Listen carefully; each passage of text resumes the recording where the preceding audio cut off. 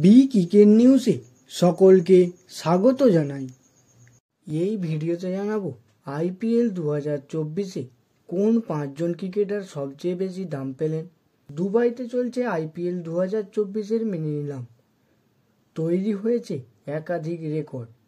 আইপিএলের ইতিহাসে সবথেকে দামি ক্রিকেটার হলেন অস্ট্রেলিয়ার মিচেল স্টার্ক।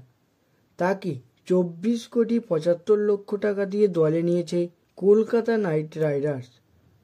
আইপিএলের ইতিহাসে দ্বিতীয় সর্বোচ্চ প্লেয়ার হলেন অস্ট্রেলিয়ার বিশ্বকাপজয়ী অধিনায়ক প্যাট কামিন্স।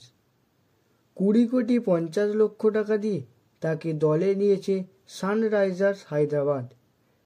অন্যদিকে 14 কোটি টাকা দিয়ে ড্যারেল মিচেলকে দলে নিয়েছে চেন্নাই সুপার কিংস। হর্ষাল প্যাটেলকে রিলিজ করেছিল আরসিবি। এবার তাকে পেতে নিলামে ঝাঁপালো পাঞ্জাব কিংস।